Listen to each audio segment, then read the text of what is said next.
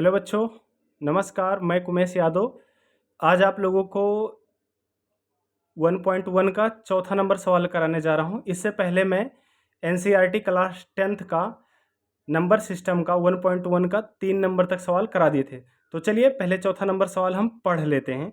तो चौथा नंबर सवाल कह रहा है कि HCF 306, 657 का जो है वो 9 है और एलसीएम 306, 657 का ज्ञात कीजिए क्या होगा। तो चलिए हम देखते हैं। देखिए ऐसे अगर HCF 306 और 657 का 9 दिया है तो एलसीएम हमें 306 और 657 का ज्ञात करना है। तो अगर हम देखें तो इसमें पहली संख्या जो हमारी है वो कितनी है, तो वो 306 है और दूसरी संख्या हमारी क्या है इसमें, तो 657 है। 657 है और HCF जो है वो हमें क्या दिया हुआ है, 9 दिया हुआ है। हमको ज्ञात क्या करना है, हमको एलसीएम निकालना है। तो इसका फार्मूला क्या होता है, पहली संख्या गुणे दूसरी संख्या और बराबर में क्या होता है, एलसीएम बराबर में क्या होता है, एलसीएम गुणे एचसीएफ बराबर में क्या होता है, एलसीएम गुणे एचसीएफ। पहली संख्या हमारी कितनी है 306, दूसरी संख्या कितनी है 657 बराबर एलसीएम हमारा कितना है ज्ञात करना है। हमको एलसीएम क्या करना है, ज्ञात करना है। और एचसीएफ हमारा कितना है 9।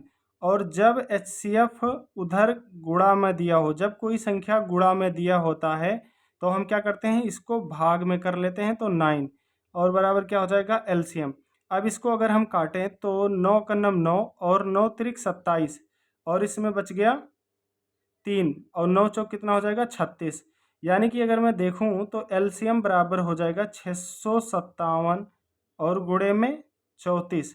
अब इन दोनों को जब मैं गुणा करूंगा तो कितना आ जाएगा, तो 657 और गुणा 34 ऐसे कर लेंगे तो 4 सत्ते 28, 4 पंचे 20 और 2 22 और 4 छक 24, 25 26 और 3 सत्ते 21 और 3 पचे 15 16 17 और 3 छक 18, एक हंस लिया कितना होता है 19। ये आ जाएगा 8 2 1 3 7 6 13 के 3 हंसी लाइन 1 9 2 11 एक हंसी लिया 12 और यहाँ पर 1 और एक हंसी लिया कितना हो जाएगा 2। तो इसका जो एलसीएम निकल के आया है वो एलसीएम आ जाएगा 22 338। तो ये मित्रों आप देखें कि इसका जो एलसीएम निकल के आया है वो 22 22 33 और 8 हो जाएगा। और इस तरह से हमारा चौथा सवाल कंप्लीट। चलिए हम आगे चलते हैं। पांचवा नंबर सवाल कह रहा है कि जांच कीजिए कि क्या किसी प्राकृतिक संख्या n के लिए संख्या 6 का पावर n अंक 0 पर समाप्त हो सकती है। तो देखिए यह कह रहा है कि जांच कीजिए कि क्या किसी प्राकृतिक संख्या n के लिए, तो जो पांचवा है ना वो n का मान दिया है बराबर एक प्राकृतिक संख्या, एक प्राकृतिक संख्या, एक प्राकृतिक संख्या। और आपको पता है मित्रों कि प्राकृतिक संख्या क्या होती हैं, तो प्राकृतिक संख्या 1 2 3 4 और डॉट डॉट अनंत तक जो धनात्मक पूर्णांक होते हैं वही हमारी प्राकृतिक संख्या होती है। तो ये कह रहा है कि हमें ये बताओ कि 6 का पावर n बराबर 0, यानी कि अगर इसमें से कोई भी प्राकृतिक संख्या n का मान ऐसा बताइए कि अगर कोई ऐसा मान में रख दूं n का जिससे ये 0 हो जाए, तो बताइए इसमें से कोई ऐसी प्राकृतिक संख्या रखने से 0 हमें प्राप्त हो जाएगी। तो नहीं, ऐसा बिल्कुल नहीं हो सकता, चाहे आप रख करके देख लीजिए। अगर n का पावर मैं 1 रखूंगा 6 का तो ये कितना हो जाएगा 6 ही हो जाएगा। अगर 6 का पावर n के पावर अगर मैं 2 रख दूंगा तो 6 का कितना हो जाएंगे 36 हो जाएंगे। यानी कि 0 कभी प्राप्त ही नहीं होंगे।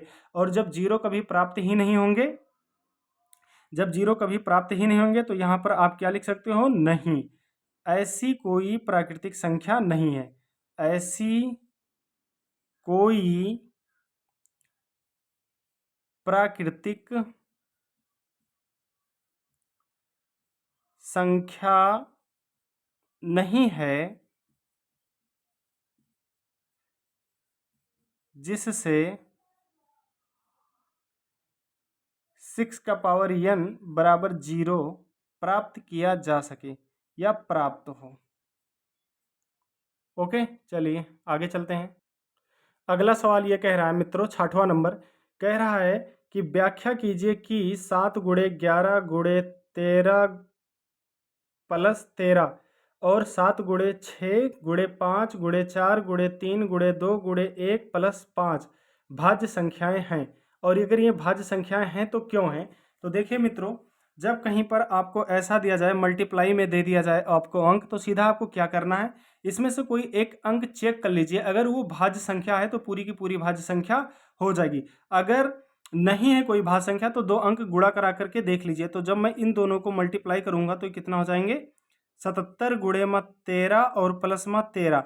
तो इसमें मैं देखूं तो पहली संख्या है भाज्य संख्या है, तो अतः ये पूरी की पूरी संख्या भाज्य संख्या होगी। और अगर मैं इसमें देख लूं तो इसमें जो 6 है वो तो भाज्य संख्या है, क्योंकि ये 2 और 3 से कट जा रही है, जबकि 77 किससे कट रहा है, 7 और 11 से कट रहा है, तो ये भी भाज्य संख्या है। तो अतः ये दोनों भाज्य संख्या हैं, ये दोनों भाज्य संख्या हैं, क्योंकि इनका एक संख्या भाज्य है। 7वां सवाल कह रहा है बच्चों, किसी खेल के मैदान के चारों ओर एक वृत्ताकार पथ है। इस मैदान का एक चक्कर लगाने में सोनिया को 18 मिनट लगते हैं, जबकि इसी मैदान का एक चक्कर लगाने में रवि को 12 मिनट लगते हैं। मान लीजिए वे दोनों एक ही स्थान और एक ही समय पर चलना प्रारंभ करके एक ही दिशा में चलते हैं। कितने समय बाद वे पुनः प्रारंभिक स्थान पर मिलेंगे? तो आइए देखते हैं ये क्या कह रहा है। तो देखिए, कह रहा है किसी खेल के मैदान के चारों ओर एक वृत्ताकार पथ है। तो पहला नंबर तो आप बता लीजिएगा कि ये आपका खेल का मैदान है और इसके चारों ओर एक वृत्ताकार पथ है। वृत्ताकार का मतलब होता है वृत्त के समान, यानी कि गोल। तो ये हो गया हमारा पथ, ये वृत्ताकार हमारा क्या हो गया, पथ हो गया। ये वृत्ताकार हमारा पथ हो गया। जो रंगीन वाला भाग है ये हमारा वृत्ताकार पथ है, और वो जो बीच में रंगीन नहीं है वो हमारा क्या है, मैदान है। तो इसके चारों ओर एक वृत्ताकार पथ है। फिर आगे ये कह रहा है इस मैदान का एक चक्कर लगाने में सोनिया को 18 मिनट लगते हैं। तो सोनिया जो है वो चक्कर जब लगाती है इस मैदान का तो 18 मिनट लगते हैं, और इसी मैदान का जब रवि चक्कर लगाता है तो 12 मिनट लगते हैं। जब इसी मैदान का रवि चक्कर लगाता है तो 12 मिनट लगते हैं। अब ये आगे कह रहा है कि मान लीजिए वे दोनों एक ही स्थान और एक ही समय पर चलना प्रारंभ करके, ये दोनों एक ही स्थान यहीं से और एक ही समय, ये दोनों अगर चलना प्रारंभ करके एक ही दिशा में चलते हैं, यानी कि इसी दिशा में, एक ही दिशा में अगर ये चलते हैं, कितने समय बाद वे पुनः प्रारंभिक स्थान पर मिलेंगे? तो ये बताइए कि कितने समय बाद ये दोनों पुनः एक ही स्थान पर मिलेंगे। कोई ज़रूरी नहीं है कि ये दोनों कहाँ मिलेंगे, लेकिन ये बताइए कितने समय बाद वह पुनः प्रारंभिक बिंदु पर मिलेंगे, यानी कि जहाँ से उन्होंने चलना शुरू किया था उस स्थान पर मिलेंगे। तो आप इन दोनों का कुछ नहीं करना है, आपको 12 और 18 का सीधा सीधा एलसीएम ले लेना है। तो जब इनका एलसीएम लेंगे तो 2 छक 12 और दोनों का कितना हो जाएगा, 18, और 2 तियाँ हो जाएगा 6, और यहाँ पे 9, और फिर क्या जाएगा, 3 एकम 3 और 3 त्रिक्का 9, और फिर 3 करेंगे तो यहाँ पर 1 और कामा 1, और जब मैं एलसीएम देखूंगा कितना आया तो 2 गुणे 2 गुणे 3 गुणे 3, तो क्या हो जाएगा, 2 दूनी 4, 4 तें 12, 12 तें कितना हो जाएगा, 36। तो इसका जो एलसीएम निकल के आया वो कितना निकल के आया, 36 निकल के आएगा। इसका एलसीएम कितना निकल के आया, 36 निकल के आया। तो ये दोनों, अतः ये दोनों, अतः ये दोनों 36 मिनट बाद, ये दोनों 36 मिनट बाद प्रारंभिक स्थान पर मिलेंगे, प्रारंभिक स्थान पर मिलेंगे।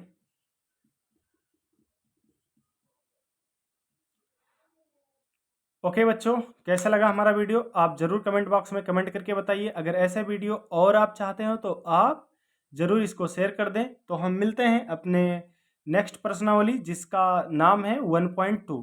तब तक के लिए जय हिंद, जय भारत।